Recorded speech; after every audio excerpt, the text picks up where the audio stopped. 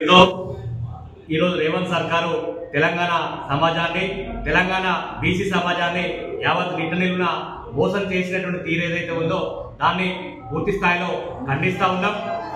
వచ్చేటువంటి రోజుల్లో ఈ యొక్క కాంగ్రెస్ పార్టీని స్థానిక ఎలక్షన్ లో బొందబెట్టి బీసీలు తిరగబడాలని చెప్పేసి కూడా పిలుపునిస్తా ఉన్నాం.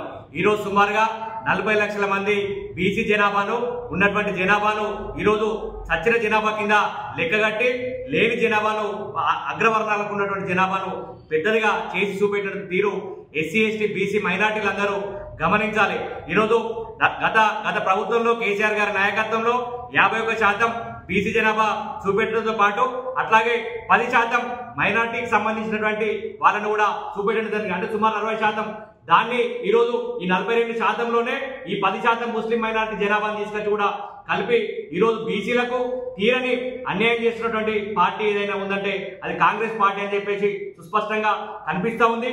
ఈ యొక్క తీరు ఈరోజు కులగణన వెంటనే బీసీ కులగణన వెంటనే మళ్ళా రిజర్వే చేయించాలి. ఖచ్చితంగా ఎస్సీ ఎస్టీ బీసీ మైనార్టీ బిడ్డలందరూ ఏకమై ఈ యొక్క కాంగ్రెస్ పార్టీని మనం గద్దె దించేదాకా మనం పోరాటం చేస్తూ మన హక్కుల సాధన కోసం మనం పనిచేయాల్సిన కోరుతా ఉన్నాను.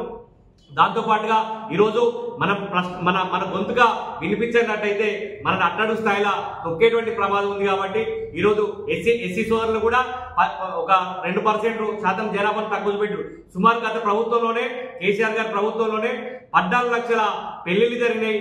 సుమారు 15 లక్షల వరకు కూడా కేసీఆర్ గిట్లు ఇచ్చారు. అంటే ఈ కొత్త కుటుంబాలన్నీ ఈ సర్వేలో చూపెట్టకపోవడానికి దానిలో అంతర్యం ఏమిటిది?